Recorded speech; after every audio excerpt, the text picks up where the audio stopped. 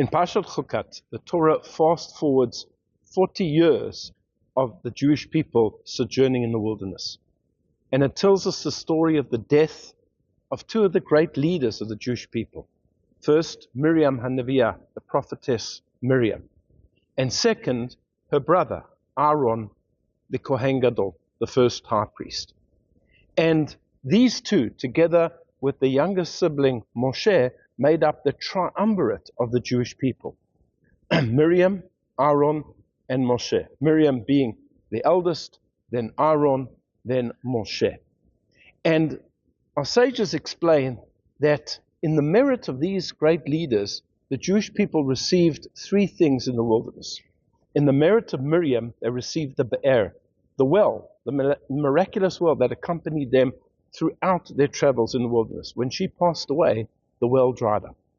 In the merit of Aaron, they were protected by the Ananei Kavod, by the clouds of glory that are mentioned many, many times in the Torah. This protected them from the elements and from enemies. When Aaron passed away, the clouds were removed. The Israelites were exposed and they were attacked, as the Torah tells us. And in the merit of Moshe, the Jewish people received the manna, that miraculous food that came every single day, and a double portion on Friday, which sustained the Jewish people throughout their travels in the wilderness.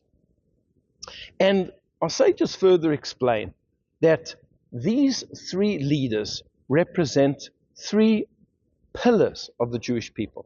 And these pillars are mentioned at the beginning of Pirkei Avot, that the world stands on three things: Al HaTorah, the study of Torah, Ba'al Avodah, and the worship of God in the temple and in the place of the temple today through prayer, Val Gemilut Chasadim, and on the performance of kind deeds. Moshe, of course, represents Torah. He brought to us the Torah. He is the Machokek. He is the lawgiver. He gives us the Torah. Then there's Avodah, service of Hashem. This is best represented by Aharon, who was the Kohen Gadol, the high priest, who went into the Holy of Holies. He represented the very essence of serving God. And lastly, Gemilut Chasadim, acts of kindness. This is Miriam. When we first introduced to Miriam, we see her performing an act of kindness, following Moshe down the river Nile, and telling Pharaoh's daughter that she's going to provide a wet nurse.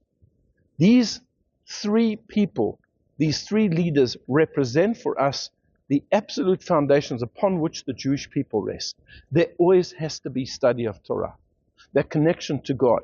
This is represented by the manna, which was, although physical, but spiritual food. And Moshe was the one who provided both. Then there's the service of God. We don't have the temple, but we have prayer, and we have to pray to God all of the time and have that connection with Him. And that's represented by Aaron. And of course, Gemilut Chasadim, acts of kindness one to the other. Without these three, the Jewish people collapse altogether.